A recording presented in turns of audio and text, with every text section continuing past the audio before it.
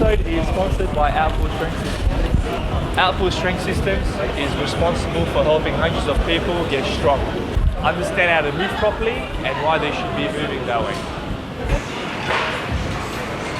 Outpool also understands the power of music when it comes to training. They aim to pioneer and bring together a larger community of people, not only sharing the experience of raving, but lifting properly as well. If you're interested in learning how to move in the gym a little bit better, Compete in powerlifting or wear the latest rave-inspired merchandise, head to outpoolstrengthsystem.com and inquire with one of their coaches today. Let's go. All right, welcome to another episode of The Scene Up and Over. it's the first episode.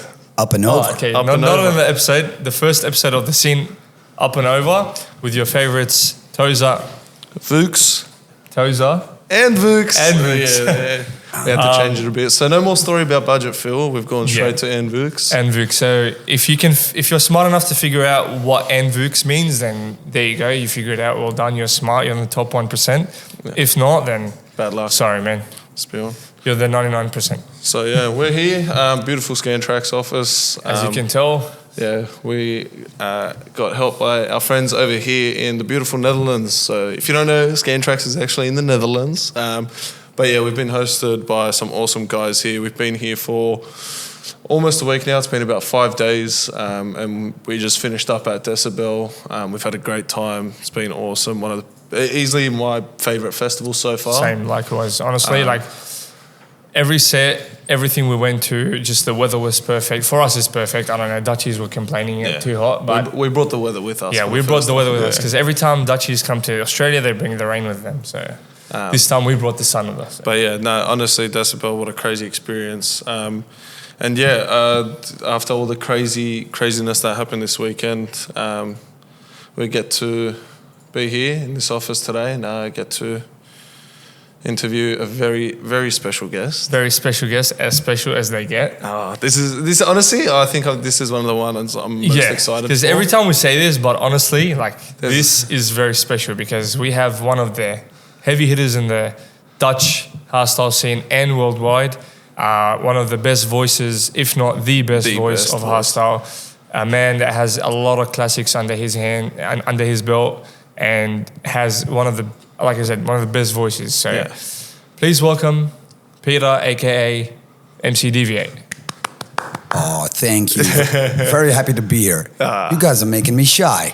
Stop, man. I can see you blushing. I know. A little bit, though. In front of 20,000 or two, you're still shy in front of us more. Okay, well, Yeah. well, very happy to be here, man. Man, Really appreciate you being here. Thank you so much. And looking forward to kicking off this episode with you. Mm-hmm. Oh, very nice. That's how excited I am. That's still a little bit of Decibel, I think. Yeah. How's that Decibel for you, man? You were telling us before, but how was it? Awesome. Yeah. Awesome. I've been, to do a little trip down memory lane. I think I played my first Decibel in 2004 as a part of the Showtech Live Act. Oh, jeez. And then I hosted a stage in 2005 and 6, a smaller one, a jump stage, and then main stage since 2007. Till now? Till now, yeah. So, the 20th edition, well, what can I say? It brought all that extra. And To me, I had a wonderful day. The people were loving it from the get-go, and it was complete madness and an awesome weekend. Yeah. I know, like, because compared to, like, I can only compare it to DEF CON last year, which I went to. This was just crazy, and it was so awesome to see. Like, there was a lot of different things I got to see this year, especially classic stages. Mm-hmm. So for me, it was something we don't get often in Australia, but I'm happy to see more of, like, classic stages, hearing your voice as well. That's one of my favorite things ever. But there was a little bit of for everyone, you know. You see, and not just that. Like just kicking off the Saturday with yourself and Firelight on there, just seeing one of our homegrown heroes that like is very young, next to like someone who's very, very established in the Dutch scene. Like you said, this is your 20th Decibel, right? Or like you said, 2004. He did a very good. To begin with, he did a very good job. Yeah. Excuse me for wearing sunnies, but I thought I'd get into your little wearing You sunnies. bought into the Hey, brand. Yeah. by the way, we did not force him to do anything. It was No, out of I his own just, will. it was still in my bag. I got it actually from a crew member on Friday. Yeah. Because I forgot mine, and the sun was straight in my face on Friday. So he helped me out, and this is it. Shout out to that guy. Yeah. But you're probably, he knew you were coming on the podcast, so he's like, Peter, you're going to need these. Yeah. They will come in handy. Yeah. Yeah, but again, Firelight, awesome job. Yeah. And to see a guy I've met in your country, in my country, opening one of the biggest festivals here. That is even to me, it's something special. It's something special, yeah. because especially you don't see too many Aussies, and when you do, they're sometimes on like the extra raw stages and like sometimes the hardcore, like you got Audio Freaky plays like the hardcore stages and stuff like that. So it's really cool to see an Aussie on the main stage opening it up as well. Like it's you don't hear of course you had Corey Code Black, Ellie Tone Shifters. So they've been around for a few years, but I basically consider them Dutch.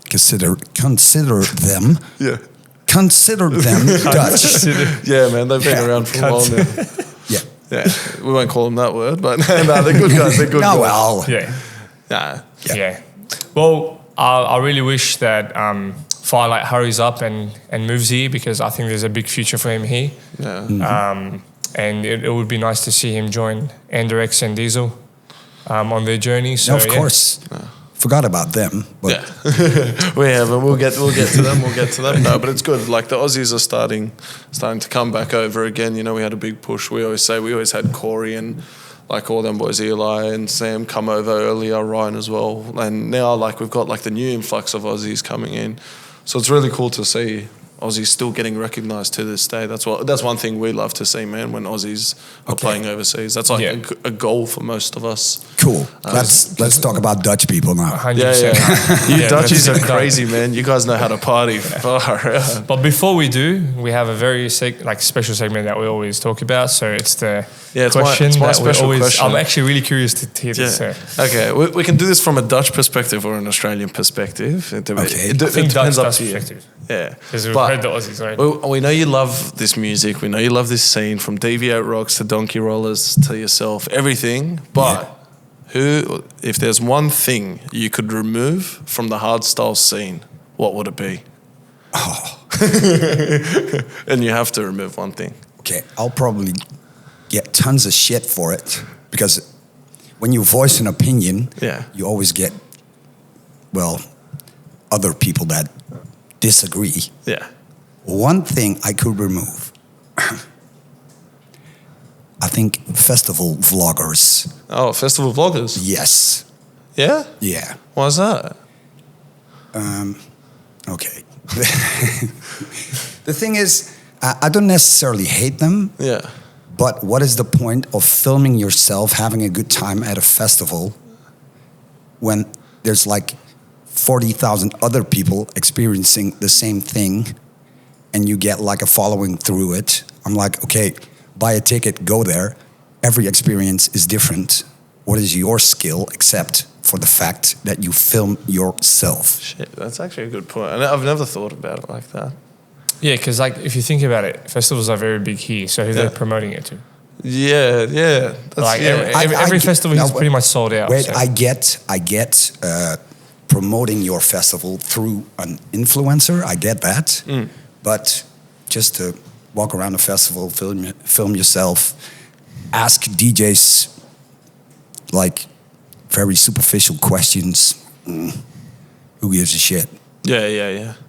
I think you just have to experience it for yourself, because like the videos, I'm one to blame. I do watch some of the vlog videos. Watching the Decibel vlog videos. But again, if you enjoy watching them, watch them. Yeah, but I was gonna say, like, it was a completely different experience to what I saw on YouTube. Like, there's like at the classic stage. I'm gonna keep going back to it because that's my favorite place in the world right now. I put my phone away. I think I recorded maybe just one thing, and that's it. Like the classic stage was something I'll never experience. It was something inside, like but crazy. You have some of them that write to organizations. Hey, I have a big festival vlog and blah blah blah and yada yada yada. But it's basically just them trying to get in for free. Yeah. That's how I think about it. That sort of sucks, but No, I understand. I understand his point. It actually makes so much sense. If you do interviews for a platform, okay, no worries. But if you're just you and your friend, and hey, look at us having a good time at Decibel, yeah, okay, yeah. very Oh, nice. we have a few of them in Australia. So and just a couple. we have I have the same view as you. Yeah. Like, Yeah, well, That's Yeah, it. it's but Yeah. just- then yeah. again, Cool. all the power to them. Have fun, enjoy.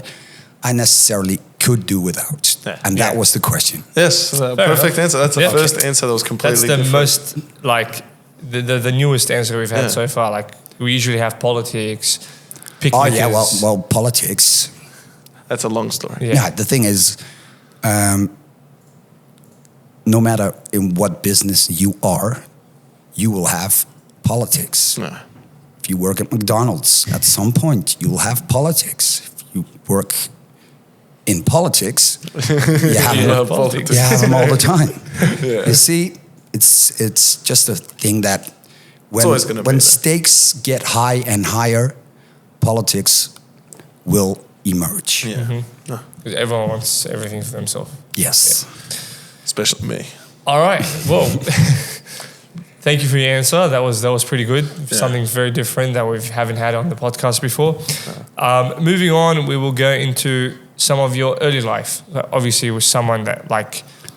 Do I look serious when I wear the sunnies? No. Yes. No, I don't. I mean, yes and no. Like, Okay. I can take your answer seriously, but you look Yeah. like you're having a You fun look time. you look like you're our age. yeah, for sure. Okay. Yeah, well, that is good. That's what we're going for So, here. so that's why we blend in. Everyone on the table looks the same now. Okay, So cool. it's good. Yeah. Nice. We're going back to your DV8 rocks days. Yeah. That's where we want to go to. Back to you growing up and how all this started, man. How it started. Yeah. Oof. Your love for this music. Yeah, well, A young Peter, take us back. I started in 2002. Yeah. And at the time, bigger festivals were just not there. There were like a few. We had a festival called Extrema in Holland. We had Dance Valley, but really big festivals were kind of, well, maybe Decibel was there already, but not per se as a hardstyle festival. Yeah, I was about to ask. Was it? It was different. It was Yeah, everything. well, you had trance, hard trance, techno even, I think, and that kind of later evolved into what it is now. But in 2002, you had smaller parties everywhere, and back in the day,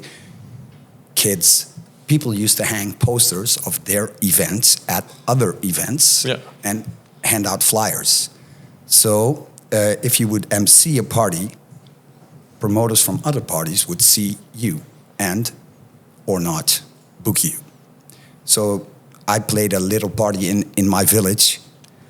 I live in a village, 2,000 people live there. And a guy organized a party and he's like, okay, Peter, we don't have an MC. Would you like to do it? Because I used to play in rock bands. Yeah. I knew the guy, so I'm like, okay, I'll give it a go. And then immediately got my first gig booked from there by a guy who was hanging up posters. Yeah. And then I think maybe I did a few parties. Maybe 6 months later, I got booked. Yeah, was that 6 months? Yeah, well, maybe 5 months, 4. I got booked in a party in Eindhoven. That's where I met Showtech. And 2 months later, I played In Control 2004. Yeah. So that was my first QNets party, which was maybe 7, 8 months in from the point where I started. And, then I got under the QDance radar and started doing parties for them. So, and 2004, I played my first Decibel, and then So on, everything. and so on and so on and so on. So it really started in my village. Yeah. And so I went like local, regional, national, international within, let's say, 12 months. Yeah. And Yeah. this was insane. at a time where you were saying like the music wasn't even hardstyle fully. So you've seen the music go from techno, hard trance to now some of like the craziest music you can think of, your peep kicks and zarks and everything. Like, Yeah. what was it like when you first started? Do you think it was sort of the same with the crowd, the energy, or it's like, do you think about those moments being some of the best moments, like back then? Well, that is a simple answer, because which area did you like most at Decibel? Hardcore. You were just saying the classic area. Yeah, man. But yeah, well, the classic vibe is always the classic vibe. It used to be the classic vibe. It still is the classic vibe, and Yeah. I still think it's the best vibe. Yeah. Which does not mean other vibes are bad. Yeah, people. no, yeah. You always have to be careful when you say you love something. It doesn't necessarily. You hate other Nah, things. nah. Yeah. It's bullshit. Yeah. Because back in the day, you were, I love MC DV8. Hmm. So that automatically meant you hated other MCs. In the MC world, that's apparently you cannot like One MC. more than one MC. Yeah. That used to be the story. Yeah. But today it's all about, well, it's all about even emerging within. It's like it's the hard boys getting with the melodic boys. It's the melodic boys getting with EDM boys. It's I think So it's all about just crossing everywhere now and evolving like the music into like what it is right now. Yeah. So there's everyone's just thinking outside. But I feel like we were talking about this the other day. I feel like people actually look forward more to out of the box collab than a solo track from an artist. Yeah, but events just looked different back in the day, because we had you could not imagine a Q-dance party not opening with a hard trance set. It was more about progression. Yeah. Now it's like all over the place. Like pretty much, it's still Yeah. the separate areas, but Yeah, but where is the hard trance area? Yeah. I would still. I think DEFCON has one, or sort of one. I think they had one. Is that the orange one? Yeah, Yeah. Orange. Sam was telling us about Audio Freak. He was telling us they had like a hard trance stage this year, Yeah. which is really cool to see, because that's what they were telling us. He was telling us Climax started as hard trance. Yeah, yeah. It was never hardstyle, it was trance. So that's what weirded us out as well. Like, damn, like that's how long it's been around for and stuff. Sensation like that Black used to have fucking Chris sure. Liebing, I think. Yeah, everyone back in the day. Now it's like Climax now is completely different. Yeah. Like, you've just got hardstyle now. You got hardcore now at Climax. Yeah, pretty much, man. Yeah, maybe it needs a hard reset Yeah. to do all the Yeah. genres again, Yeah. and then make everybody happy and let everyone be happy, because it's always a discussion. I don't like that, it's too loud, and that it's too cheap, and that is too... Yeah. Okay, well, everybody's allowed to enjoy what they want, Exactly. Yeah. but that doesn't mean you can't have an opinion about it. So 100%. yeah, did you have that when you started and everything, going to all these festivals? Did you have like people who went to hard trance, didn't like techno music, people who didn't like techno music? Oh, it used to be always hardcore versus hardstyle. Oh, Yeah, because all the hardstyle people were pussies yeah. back in the day. Back in the day, really. Yeah. Yeah, and now it kind of evolved from raw guys to the euphoric guys. Yeah. So there's always been something there, always. There's always a point of friction. Yeah. Yeah. And I think in every scene, friction is healthy, because it's a sign the scene's alive. Yeah. People are into it, but sometimes sometimes they take it way too far and way too seriously. It's just an opinion. Yeah. It's taste, and we can talk about taste until it's fucking 2075. Yeah. You will never agree. Yeah. You don't have to agree. There you go. I'm a wise man, eh? Yeah. No, honestly, like, So yeah.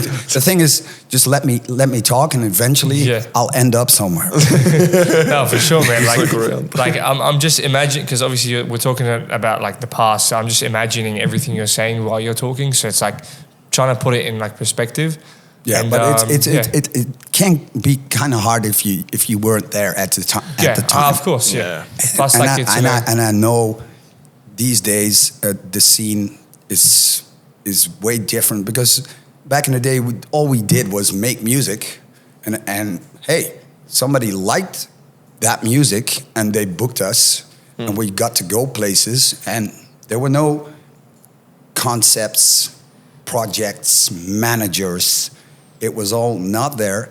It was just, okay, we made music that was apparently hardstyle, and people loved it, and we got booked places. Yeah. So did DV8 back in the day start as DV8, or was there like another name? No, When you first got your first gig yeah, back in the day? it was always DV8. Always. So Yes. you carried that name from 2002 when you got your first Yep. show? I have in the your post. hometown? I have the posters at home. Wow. So Yeah. what is DVA mean exactly? Oh, I don't know the meaning, but where did you get DV and A from? Yeah, from the word, and just thinking the word is too long, Yeah, I used an 8. yeah, that's Yeah. it. Yeah. You just like the meaning of the word. Yeah. Yeah. Well, to deviate is to, Do your own path. Do your own thing. Yeah. to not be like others, Yeah. and that's pretty much it. Yeah, so it's fitting. Like you've grown into the word as well. Definitely. Yeah, well, And not just that, like you carry it pretty well, in my opinion. Like you're not like every other MC. okay, how am I different? Oh, dude, are you Your serious? voice is crazy. Apart from the voice. Apart from your voice, man, I got to be honest. Like you're actually involved. Like you see it now a couple times, but with donkey rollers, with like even your DV8 rock stuff, man. Like you've always had a classic voice for everything, man. It's so fitting. Even now, like your releases, like with Echoes, man. Like hearing your voice like that on something so euphoric and meaningful, but also on like Titan's track, which is one of my favorite, Flip 'em Up Sikanja, like that one. Like hearing your voice. You know what it means. Someone was telling me it's just words like of partying or something. Yeah, well, it's to flip it on the side is to fuck shit up. Yeah. Which is fitting. And then you got like echoes and stuff like Yeah, that. but man. I Like, think I really believe that you can tell a story. Yeah. You can, like, let's say you're emceeing a certain set, you can carry the crowd through the whole set as a journey. Mm-hmm. And I feel like not all MCs are able to have that skill. I'm very happy you experience it that way. Yeah, I just feel like you know exactly when to say what you need to say, and you know you can read the crowd. Because as DJs, we need to read the crowd, but also as an MC, you also need to read the crowd. Yeah. Well, there's a lot of MCs that, and I get it when you start, you wanna. be a voice. Yeah. But you wanna when you start, you wanna let the people see what you have in store for them. Yeah. So, and some younger boys try to overdo it or tend to overdo it, and but they'll learn along the way. And I think it's also having a presence on stage too, because you know how like I'm just comparing to like a DJ. Yeah, like a DJ wants to have that stage presence, crowd control, but I feel like with MCs they also have the extra job of having to connect with the DJ too. Mm-hmm. Because you got to be able to know the DJ's music. In my opinion, like a good MC would want to know the DJ's music. Did you know that when I started the whole DJ presence thing was not a thing. They just played records, vinyls, and they mixed. Yeah. Until one guy from Italy started to play hardstyle like this and do like all kind of gestures, like in a conductor, stage presence. in a conductor kind of way. Yeah. His name was Super Marco May, and he was the first one to bring it to hardstyle in that proportion. And now everybody does it. Man, So he kind of, I think he kind of molded the way hardstyle is performed nowadays. I think it all came from him. What year was this? Paul, this was, let's say, 2001, 2, 3. Poh means 20, minus 20 years, whatever it is now. Poh is minus 20 years. Yeah, well, it's a long time ago, and I don't know if he ever played Australia, but he's an Italian guy because way back in the day in Europe you had basically 3 hardstyle countries: Holland, Italy, Switzerland. Switzerland. Yes. Shit. Although I was going to say Germany, maybe. Yeah, but Germany as well. Yeah. But Those 3. Those 3 were like really majorly into it. Yeah. And then, of course, Germany, Belgium. But you can see it from the old lineups of Q Dance. They had like Italians, Dutchies, and Swiss, yeah. Damn. I would have never I would picked have that. never picked Swiss, like in Switzerland. I would have never like been, well. Maybe from the southern we learned part of something new Switzerland today. because of like Italians, like and all Yeah, that yeah, stuff. well, of maybe. course it's But not- it's- as a country, I would have never like. For me, it was always like Netherlands. Like that's where I would. Yeah, so can you give us a few, like now that you mentioned Switzerland, can you give us a few names that used to be on the lineups back then from Switzerland? Paul, Max B. Grant. Max B. Grant is one of them. Lady Tom, Philippe Rochard. And I'll probably get a lot of shit in my email for not mentioning other guys. Trust me, those guys aren't watching Australian podcasts. to be No, honest. okay. Well, who is? 50 people. Yeah, pretty much. Okay, well, I'm happy with 50. Yeah. But, those 3, Max B. Grant even played Climax. Lady Tom played at least a DEFCON or 2 and an In Control or 2. Or a hard bass. Yeah, she used to be pretty big. Yeah. And Philippe Rochard had a few, I think he had a few hit songs as well. Yeah. But it's early stuff, it's old stuff. But I think the early generation in Aussie that used to go to Transmission, I think they know his stuff. Yeah. Wow. I'm happy you said hard bass though, because that's one topic I did want to bring up with you. I was never fortunate enough to attend a hard bass, but at being from Australia, like I watch a lot of the live streams. It's not the same thing, but one thing I remember from the last formation, the last hard bass, was actually you, from your actual presence on that stage from start to finish. I was there. Yeah, he was there. Yeah? Were you there? Yeah, at the hard bass. Didn't see ya. What's it like being on stages such as something like hard bass, where it's the last one, and even though it's more about the artist, the music and stuff, but being the voice of a festival like that, especially like a party, like one stage. I always thought it was. Well, to me, it was very sad because I didn't want to see hard bass go, and it wasn't a sad evening. No, I had fun, of course, but I hated it that it left, that it or was about to leave. But the whole energy you get from a Gelre Dome that is packed and that is ready to go. And with the whole the setup, like they did it with the teams and stuff, and the countdown, and it was just it was always something special, and it will be always something special to me. So it was one of my bigger parties, but sadly it had to go. Yeah, don't ask me why, but dude, that was one of my goals to go to one of those, not life goals. Yeah. I've got other life goals. I want kids and stuff like that. But, How many? 11. I want to field a full soccer team, full starting 11. Nice. I know there's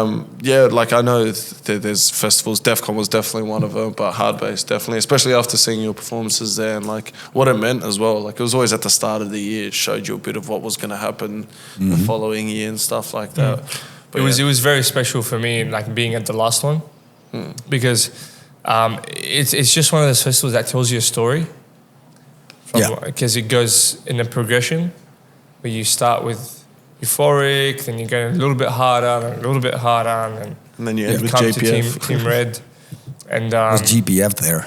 I don't think so. No. The Kill Shot ended with JPF as the last track at hard bass forever. Yeah. Oh, you're well informed. Yeah. I didn't even know. Oh, you were there? Yeah, well, I was probably hanging back. Yeah, getting partying. fucked up. Yeah. Just rocking. Yeah, just rocking. But yeah, like, and I honestly love overnight events too. And obviously Hardbase being an overnight event was really sick because we don't get much of them in Australia. No. So just leaving with the biggest smile on my face at like 7 in the morning was the best thing ever. So that's one of the memories I have from Hardbase, and just seeing like all the combinations they have of artists that we would never get anywhere else was really good. Yeah. Yeah. Yeah, and what made it special to me was at the point I started doing hard bass, this was Paul. Paul. Well, I don't know, a long time ago. You see it grow. You see it grow from. It's like a little baby, little child. Yeah. And it's just it's not my child, of course. It's B2S's child, but to be a part of it, and then then sadly seeing it go. Well, I always if it would come back in what form whatsoever, I would be very happy. Yeah. But unfortunately, that has not happened. But it's to me, it was always a special party, and same goes for Decibel, because those were the first two parties I really got the main stage spot. Yeah. And that was so. I always they will have a special place in my heart forever. I feel like Peter's gonna start crying. Yeah, well, I'm wearing sunnies. Yeah. But you'll see me get nervous first, just like with the festival vlog thing. You see that? Like, okay, I got to be careful what I say now. Nah, it's good. Okay.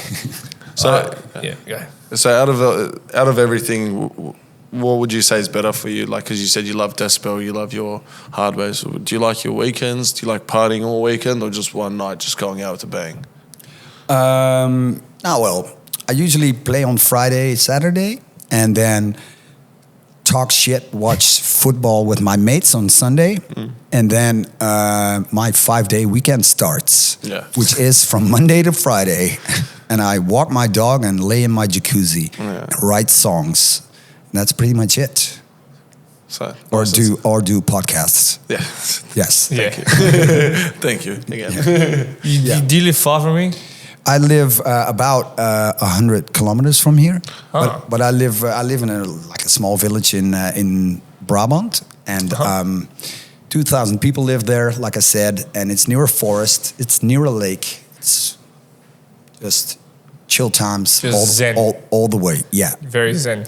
yeah, and that's what. And I used to always do that switch back from the like the party state of mind in the weekend back to the regular state of mind during the week. Go to bed at 11, wake up at 7:30, sometimes 11, and just have a chill time. Yeah. Cool. So enjoy your weekends properly. Yeah. Nice. I do. But that's my work week. Yeah. I have a 2-day, 3-day work week. Yeah. So now, do you enjoy traveling to Australia a lot? I know it's very far away. Do I enjoy the traveling a lot, or do I? Yeah, since it's Do very I far enjoy away. the amount of traveling to Australia? Yeah, because I know you've been in Australia now the past year like 3 times. I think I've done it overall since 2007, 20 times. Yeah. Yeah. So how's that for you? It's nice. It's nice. The traveling, not per se, but being there and being part of seeing that scene grow as well. Because I remember going there for the first time in 2007. You had a party called Transmission. Yeah. And I was there as a part of Donkey Rollers. But Zani had to play too. And MCing to Hardstyle wasn't necessarily done there because it was hard trance. No MC needed. And I was like, okay, Raul, am I going to do your set? So we talked to Simon Coffey, who ran the party at the time. And Simon goes, okay, Peter, you can MC to Raul, but just feel the crowd a bit and be careful. Don't do too much. Don't say the F word too much. Yeah. So I go on. The first thing I say is, Australia, how the fuck you doing? Straight away. Yeah, and then it went, it just went off. Crazy. And I think I was, come to think of it, I was maybe the first one to ever MC to a hardstyle DJ set in Australia. I think Wow. so. And was this transmission, I'm not too sure if you remember exactly where it was, but was that in the Sydney Olympic Park area? Yeah. Oh, so it was there. Okay, perfect. This goes on to what I wanted to ask you. Okay. So from there, so you being the first saying MC, to now last year's event, seeing how big it's gotten, especially after seeing DEF CON come through, you had 30, 40,000 people there, to now last year's event where we've seen you up on stage at a 50,000 event. How does that feel? Because like you said, you've seen it here in Netherlands, you've seen it grow, but there's always been something. But to a country like ours where you've seen it actually be a child, technically your baby because you were the first MC, to now what it is, like how does that make, like does it make you feel like accomplished, like in terms of you've seen everything? Well, it makes you guys accomplished because you all kept it alive. We should not forget the fact that local DJs in Australia, local events, smaller events, but that happen on a monthly, weekly scale, like massive. The boys there, Steve, Jason, Carlos, I'm probably forgetting a bunch, but I named you guys. Okay, they keep that scene. They keep the bed warm. Yeah. And then a plane load of internationals flies in for a big event. Yeah. And the fact that big event sells out is not only because of the popularity of those artists, but also that the sound is kept alive, that there's smaller events with the occasional international, and then that keeps the whole thing solid. So to see that grow in Australia is that's very nice because it has become, I think, a stable thing. A scene, stable scene. Yeah. Because before that, you didn't necessarily always knew if the party you were playing was still going to be there next time. Yeah. Because that's what we always say on the podcast. Like, it's very important for everyone to like support the local events, whether we have an international. And they always take good care, because if we're there for let's say DEF CON or Knockout or Midnight Mafia or whatever, if we in our free time want to visit Massive, the door is wide open, the drinks are there, and we get taken care of. So that is just Australian hospitality, which we appreciate a bunch. Well, to the max. Yeah. And we enjoy it to the max as well, but I just wanted that to be said as well. Because so that's why we should really be supporting the local events. So when DV8 comes, the door's still open and he still gets his drinks, still gets the party.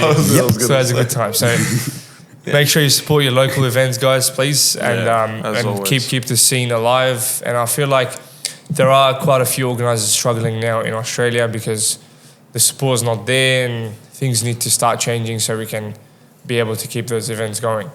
But yes, speaking of Knockout, which is one of the events obviously you played at last year, tell us more about the legacy set, because that was one of the best sets I've seen on home soil between you and Villain, and it literally just was like a straight goosebumps from the beginning to the end. Just the proper classics, man. Yeah. So how did that start? How did that start? Well, I basically talked to Mike, which is he's one of my good friends. So and we were just talking about how you have classic events, and you have them a lot in Holland, but those classic events look for other how do you say it, acts. And with classic acts you cannot just start a new one because you had to be there.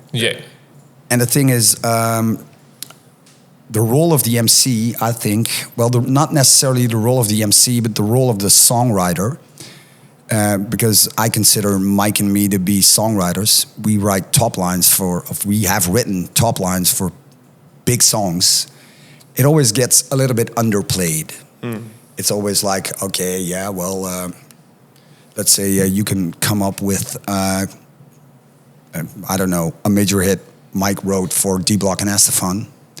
5, 6 of them, Part of the Heart, Keep It Coming. People will sing. Hey, have you heard that song of D Block and Estefan? Keep It Coming. They will sing the vocal. Yeah. It's a thing people remember.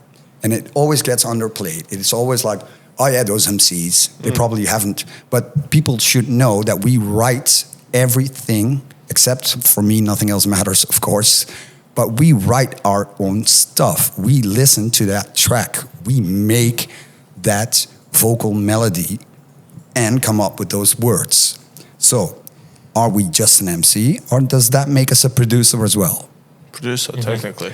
Okay, well, that's where it started for us to do that special act, to just go like, okay, well, we've done a few hit songs in our days. Let's just Put them together and make a show. And that's basically where it started. Yeah. Like honestly, really good move. Yeah, it was awesome to see as well because, like we said, we didn't get it too much, and now we're getting. And it's not because we needed the credits. It's just because, well, you want to showcase your hard work from 20 years ago. Yeah. Because think about it, like even for me, the classic stage, like I heard songs I haven't heard in a long time get played anywhere. So, and I know for me, I'm still young. I'm only 24. So you can imagine like all the people that are just a bit older than me, but even the younger people, they've never experienced some of the moments that you've loved the most or your hard work. So you just want to be able to share that. And I feel like that's what it is for you. You've got that chance to do something. Why not share it a bit, show people what it used to be like or how it is for you and stuff like that. I think it's a really good move, and like us as average classic fans. Yeah, well, our really last show appreciate was at DEF CON, which was a packed magenta, so that was awesome. And Pete Finley, of course, gave us a bunch of support for the Aussie shows. So the future is, or the past, is looking bright. The paw is looking pretty decent. Yeah, pretty good. Well, good, man. I'm happy to see more of it. Yeah, like, 100%. honestly, Like, just as long as you're in Australia with your voice and I'm happy with. I'm excited. So do we know when we're gonna be seeing you again in Australia? Is it anytime soon or? Well, I still have to. Nah, I'm not there for the next knockout because I have a big Q-Dance show. And the next one needs to be booked in, I think, but I don't know when. Yeah. So, is that exclusive Holland? Yeah. Is that the one? Yeah. Yeah, that's always a big. Well, exclusive Holland, is that like a celebration of like the music in Holland and stuff like that? Or? No, yeah. Well, how will I explain? This is kind of difficult as well because back in the day, in the classic days. You used to have a party called Exclusive. Yeah. And it would showcase a different country or a different label. You had exclusive labels and live acts, which was all about labels.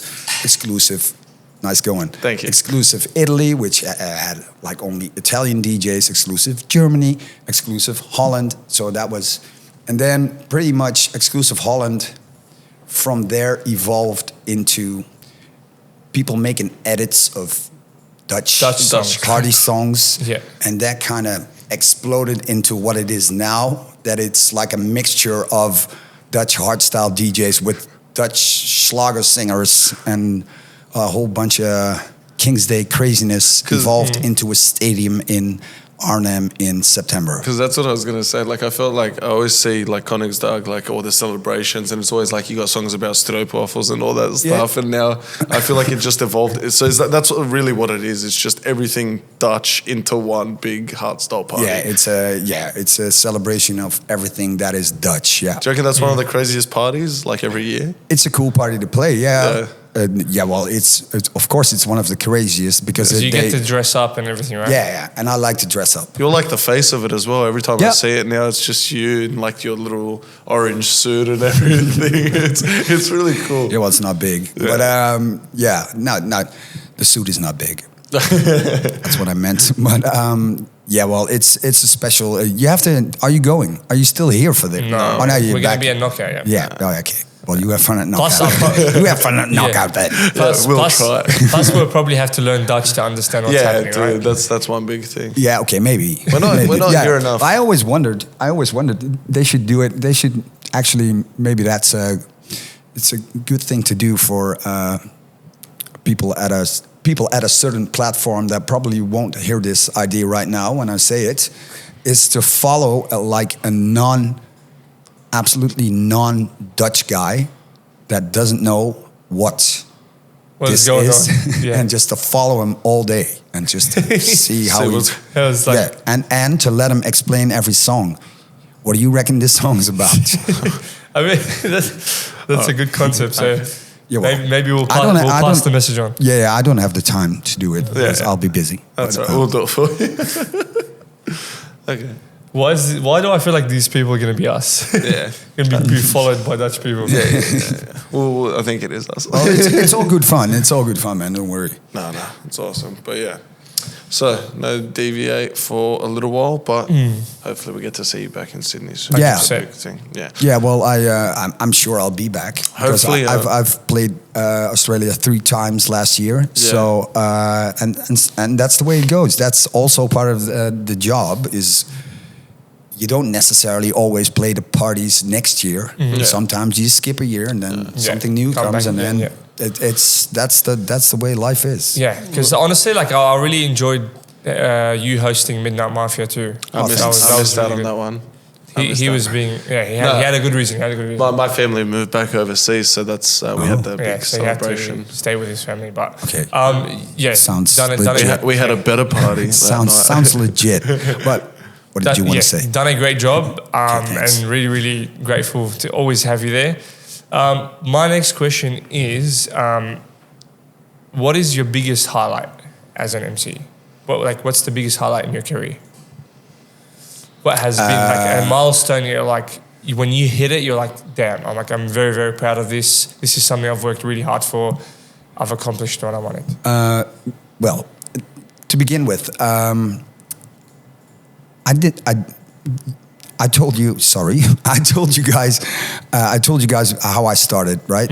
And this was pretty much more of an accident kind of way. So Yeah. So It just happened. Yeah. And at one point after those first 6 months, I was like, oh shit, I'm an MC now.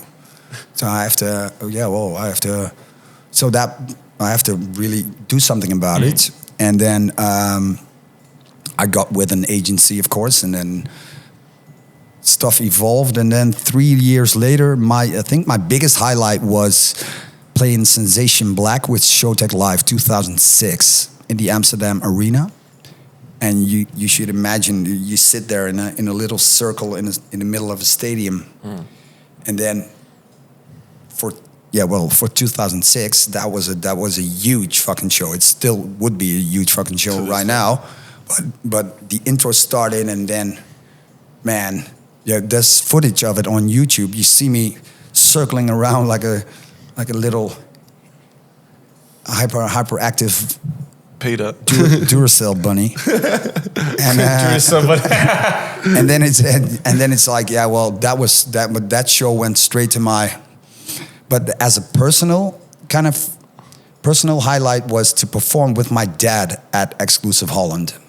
This was, I don't know, I forgot the year though, but this was still in Ziggo Dome. Yeah. And I remember talking to one of the guys at Q-Dance at the DEF CON after party.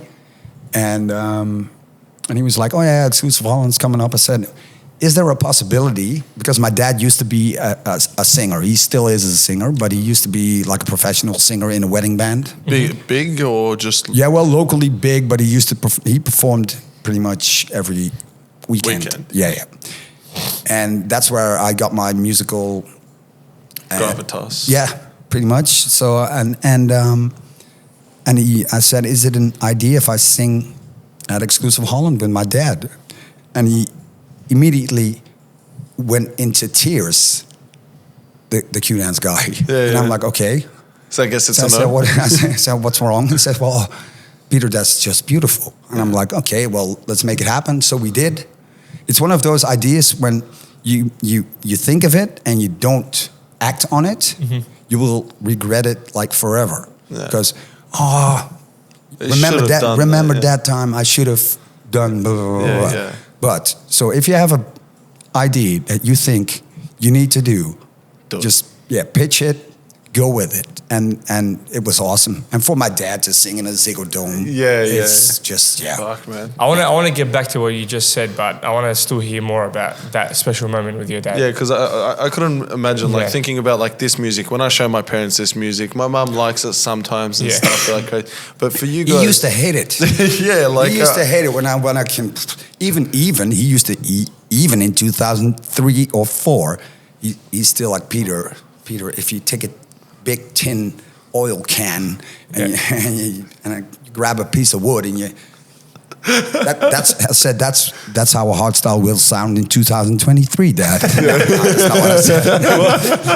I got a question for you, but we're going to get to it later. No. But the thing is, and he says, "Oh, that's what that is." Yeah. And then, of course, in the years to come, he kind of saw. Yeah, he mellowed out, and he saw, oh, Peter's doing this, and Peter's going there, and then, eventually, I made him proud, and eventually, to that whole experience, the singing at Exclusive Holland was a The tin bashing works now. Yeah. Like, So let's go back a little bit about what you just said about like, if you have an idea, make sure you do it. Otherwise, you're going to regret it later on. So let's say now, that goes for everything. 100%, everything. So now I want to say something like, let's say DV8 didn't take that booking that he got the first time.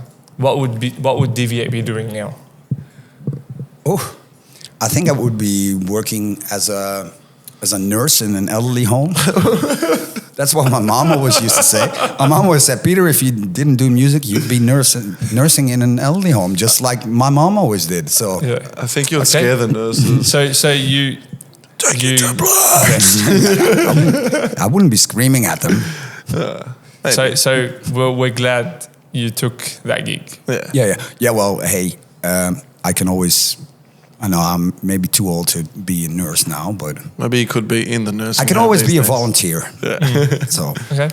yeah, Well, That's look, good. we have to take care of our people, man. That's Yeah, it. but just before we got that question about the wooden stick hitting the thing. That would, yeah. So we did see something online about Oh, we you did- guys saw something online. yeah, we did see something online. What did you see? There's a lot.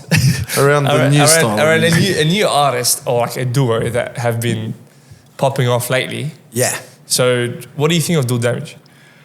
I don't necessarily hate them. No. That whole thing was blown way out of proportion because I wrote a comment online. Okay, let's start at the beginning.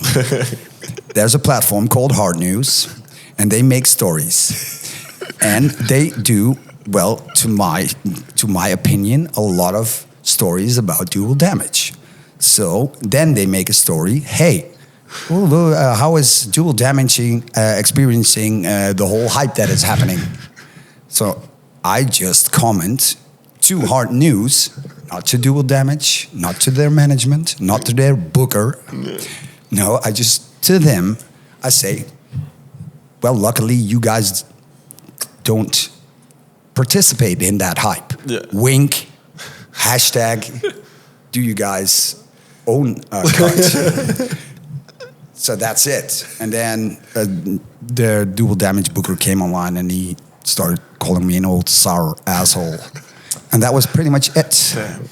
Yeah, well, too bad. See what happens when you have an opinion? Yeah. See, Yeah, that's what you get when for having an opinion. so basically, You get screamed at. He actually, to be totally fair, he apologized at the artist lounge at Decibel. Okay. But like I said, it's all misunderstanding. So there'll be a new live act. There's no soon. misunderstanding. Yeah. There's just people want to hate you. Yeah. The thing is, because I did not say anything wrong. Yeah. But people just love to when there was a bunch of people actually bashing them, but I was only commenting on Hard News. I was not even talking about Dual Damage. Yeah. as I am still not talking about dual damage. No? Yeah. He actually didn't He mention actually it. didn't mention it. He didn't say Okay. anything. Well, fair enough. Okay, so there's a new live act, DV8 and Dual Damage. Back to DV8 Rocks. We'll get some. Oh well, screen if they want to do a track, I'm happy to oblige. Let them give me a phone call. Imagine hearing his voice like on a track. Right. That'd So, be awesome. so we have a little bit of a track record of starting some stupid things on and like not stupid things like collabs like whatever we just said now. So we actually had one where like we had one of the DJs in Australia who really wanted to play at Knockout, but he actually at Carnival, and he's from Melbourne, so he wanted to literally run 30 kilometers. He goes, if I get booked for Carnival, I think I you talked saw to. that? I think I talked to the guy. Hardik. Yeah, but I think yeah. now I remember. Yeah. Somewhere in my drunk brain. Yeah. There's a little. He actually talked to me about it. I think. Yeah, So it was like, if I get booked for Carnival, I will run from the place I live, which is 30 kilometers away from the festival. Yeah. And I will plug in my USB and I'll play. So he will run before the set, 30 kilometers. And run back immediately after. Off So, adrenaline. just a little bit of an update about that. So he ended up getting contacted by HSU. Oh, nice. He ended up getting booked for Knockout, but unfortunately, because he lives in Melbourne, he ended up doing the run separately, and he did the run on, I think, Saturday. Why not make him run from Melbourne to Sydney? So he just finished, I think 2 days ago, he did the 30-kilometer run from the kebab shop in his hometown all the way to Flemington, Why from the kebab shop? because that's the biggest like monument in his That's like in our his area. Fricadelle or, like a bit of Yeah, okay. Yeah, it's his like famous shop in his town. Yeah. So Okay. So shout out Glenny's Kebabs. It's a landmark. Yeah, it is technically. So he ran from that place to Flemington racecourse where the festival is actually in. Which, so he was recording everything, and you can see like 6 hours ago, 5 hours ago, like Every the hour he gave an Snapchat update. stories, Instagram stories, until he actually reached, and he documented the whole thing. Okay. When is he gonna publish it? Probably soon, because I think it just happened by the time they finish editing and stuff. So it should be soon. Okay, well, that is just awesome. Yeah. That is dedication. So Yeah. we That do is how down- we like it. Yeah. Well, we I do just down hope that's not the standard of booking us anymore. Because I'm not running 30 Well, kilometers. you'd be fucked. there. Would you run 30 kilometers for a booking? Depends. On? Depends on maybe if it's for charity, I would. Oh, there you go. Okay, that's a good cause. Yeah. Yeah, if but not just for the fuck of it. No. Okay. Yeah. All right, so we're gonna. I'd be tired.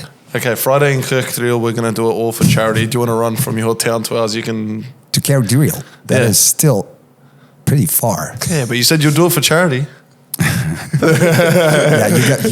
Yeah, well, okay. Good luck organizing it before Friday. I'll do it straight after this. Okay. All right. DV8 Rocks, we'll do like a little donkey roll. We'll put like 10,000 euros as the. Whoa, wait, calm down. Calm down. We're not made of money. You have to sell your stuff here. Oh, that is borrowed. Yeah, this isn't even our stuff. You gotta sell my underwear, man. Yeah, we'll have to sell ourselves, man. Damn. Well, Amsterdam's that way. Yeah. We're gonna make the green light district. Jesus. They're like this blue-red. Yeah, we'll start our own thing. Yeah. Yeah. Anyways, would you like to ask your... Yes. So just before we wrap up the episode, I'd like to. How long has it been? 57 minutes. 57. Phew, that is long. Well, it's gone quick, It's though. actually Yeah, one of well, our shortest Well, episodes. people are not gonna watch an MC talk shit for an hour. No. They'll do Actually, it. you know what? Speaking of that, sorry.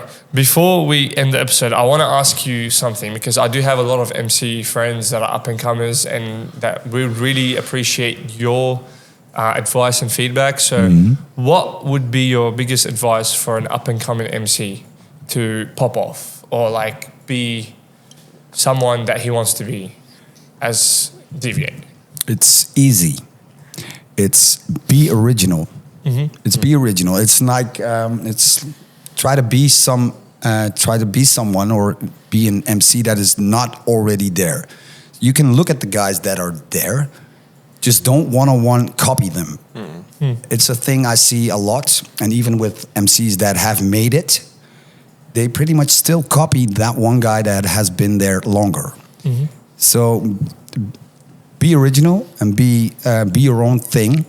whether it's in your performance, whether it's in your stage presence, or all that combined, just be something that is not there already. That's pretty much it. But that goes for DJs as well. Yeah. But to be an MC and, I always think that's how I always approached it and always will. We're not the number one show. Everybody wants to see the DJ. We're pretty much a support act. Yeah. And that's how I will be a good support act, but don't overdo it. I'd pay just to see you as a support act, just saying. So Okay, thanks. You're doing a great job, man. Thank you. And I think you don't need yeah. me to say. I'm telling it's- you, you're doing a great job. Yeah, I'm pretty sure exactly you know that, it. that's it. Oh, yeah, well, thanks. I appreciate it. All right, so for the last segment that we have, Is there another segment? yeah, it's just a little question that we always, because we have a question each. So his was at the beginning of the episode, and mine is at the end. So my question is, what is the most uncomfortable situation that you've ever been in? Doesn't have to be hardstyle related.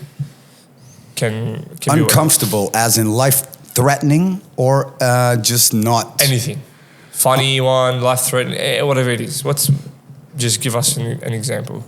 Someone said I slipped and almost broke my back, but obviously they mentioned They're okay. the whole funny story about it. Oh, well, I have one funny story. Okay, It's a long one, though. It's not a... go for it. We got time. Okay. I used to be in school. I used to study journalism, and I have from that time I have 3 friends: Jasper, Robert, and Mike.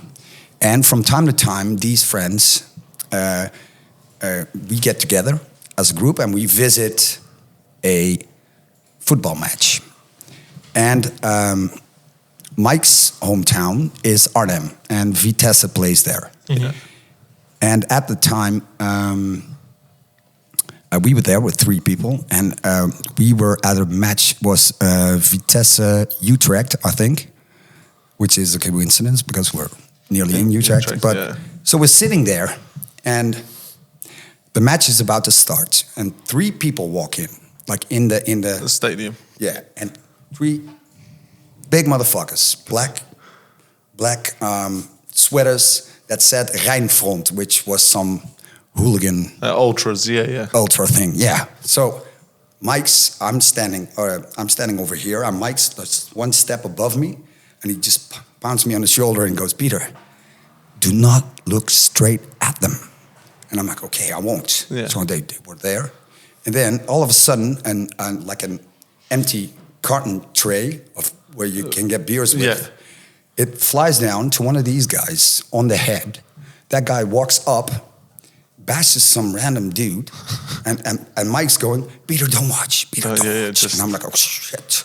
I'm stressed. I'm like, "Okay, I'm not watching." So the match continues, and it's halftime. And then Mike goes, "Peter, you have to come with me and get beers." And I'm like, "Okay, we already went like 2 times. When are these guys going? But okay, I'll be a good friend. I'll come with you." So we go into the stadium, into the Gelredome. Yeah. And I just walk, and it's crowded there. And I just walk and I walk. And then suddenly Mike's gone. Missing. And on the exact moment he's gone, somebody pounds me on the shoulder. I turn around, it's those 3 guys. And they go like, "We know you. We know you." And I'm like, "Shit, I don't know. Are you from Helmond?" And I'm like, "Huh?" And Helmond's a town in Brabant as well. Yeah. And they played Vitesse for the cup like a year before. Yeah. "You threw stones at our bus. You threw stones at our bus." And then in comes another guy, just randomly passing, goes like, "That's the guy. That's the guy." And I'm like, "Shit." And I'm like, "They're gonna fucking bash my brain in." Yeah. So this was a pretty uncomfortable situation. So I'm like, at the point, I'm thinking, I'm dead. I'm scared shitless. I think they're gonna bash my head in. The biggest guy just grabs my neck and he goes like this. "Don't you worry, my little buddy." And I turn around and there's Mike laughing his ass off. going like, oh. It was him. Yeah, but Mike used to work at a big department store, and he worked with one of those guys' brother, and he goes like, is your brother going to the match tonight? Yeah. I'm bringing a guy, and apparently all the time when he said to me, look straight, he was standing behind me. So yeah, Dude. So he set you up. This whole thing was a setup. yeah, well, it was one of till today the best practical joke that everyone So did you actually throw anyone ever rocks? pulled on me. Were you actually the one who threw rocks at them? No. I wasn't even at that match. But, So this. So why weren't you confident in saying like, "Oh shit, it wasn't me"? Like, Were they that big? but at that time you were just like you couldn't think. yeah, I was just having fun with my friends drinking beers, and suddenly I found myself in a hooligan situation. I was kind of scared. Yeah, Have you ever Wouldn't you been- be? Yeah. So have you ever got Mike back? Sorry for not being a badass. No. Well, So have you ever got Mike back after him doing that to you? No. Come to think of it, Yeah, it's about time. You got a lot of planning to do, man. Yeah, and another very awkward situation was in Brisbane. Once I played Brisbane, I came on stage calling them Melbourne. Oh, dude. That was pretty. Yeah, sorry, Brisbane, for that. Oh my god. Sorry. That would have been good. Because it's even better that it's not even like you got Melbourne and Sydney. You got like a complete different state. Yeah, but we played. I think it was just. That's from the days we played 3 cities in 4 days. So it's There you go. probably. Oh, That's sick. Yeah, man. that one. So this was a good story. It was worth. Yeah, well, it was a long Yeah. story. You can Nah. cut it out if you want. No. It's we- perfect. we love- It's perfect. It's man. funny because I actually, the way I found like hardstyle and hardcore and stuff was actually through hooligans. So I'm a big fan yeah. of Feyenoord because of like, I just used to, because they always say like it's the working class of like that region, Amsterdam, and we're from the working class region as well of Sydney. Mm-hmm. So I was like, I always follow the underdogs. It was always like Feyenoord and stuff like that. I support them too. Nice. We'll take that. But yeah, that's how I found Paul Elstack. I'm not a hooligan though. No, not hooligan. But I found Paul Elstack through them because he used to DJ at the parties before and stuff like that. So I was like, hardcore, I like that. So yeah, that's another quick fun fact for everyone. And now he listens to GPF. No, I don't hate GPF, it's just I don't go out of my way to. Let's not end the episode with hate. I'm just kidding. Yeah, I he's hate- actually a big Deadly Guns fan. I hate Zarg. He's a big Deadly Guns fan. I hate Zarg. Because the rock and then the metal and everything. Yeah, of course, I get it. Yeah, heavy metal, hardcore, best. Yeah. All right. All right. Well, thank you so much for blessing the scene. I was gonna, the Blessing scene. the scene with your presence. Yeah, Thanks. yeah. No, thank you for honestly taking your time, man, especially after a big weekend. Oh, no worries. I'm back to the jacuzzi in the forest tomorrow. No, but it means a lot to us, man, especially like taking your time out, like we say, and driving out this We way really for appreciate us. it. Yeah, we're just two guys. Well, this guy's getting there somewhere, but like for myself, someone who's been listening to his music, it means a lot to me to sit down and have a chat with you. Oh yeah, well, Yeah. it's. I'm happy to do my little part in supporting the scene over there and everything that comes with it. So Thank you. happy to oblige, man. Absolutely. No Thank you worries. so much, Absolute man. legend. But just before we wrap up the episode, is there any social media you'd like to plug? As in Anything. like your Instagram, if you have TikTok, I don't know, whatever. No, whatever social I'm media not you have. on TikTok. Nothing. So Nah, it's too hip for me. man. Any future projects you might have or anything like that? upcoming tracks, anything you want to like? I'm just about to promote? start a new song with Level 1 and Adaro. That is a nice. Well, we still have to do it, but it's been down the pipeline for quite a while now. I'm working on actually getting together again with the Pitcher. I haven't done a Pitcher track in over 10 years, so yeah, you don't hear the picture that often anymore. yeah. Well, he's still there. And Yeah, he's still he's still, yeah. because his producer Mishan Poland is pretty much the guy that made Hardstyle what it is today. So There you go. you should give him a call. Okay. That would be a nice Interview. little podcast. Ah. But I'm doing that, and well, that's basically it. Partying, taking your dog out. I always see your like your videos on Instagram of your dog but and it, stuff. Yeah, well, it can go very fast though with projects. Yeah. You never know. I can be in a project tomorrow or not, or. But that are the ones that I'm about to get. Yeah. Yeah, and there's a new mark with a K coming. Oh, there you go. Oh, Awesome. Very nice. All right. Well, So, what's your Instagram?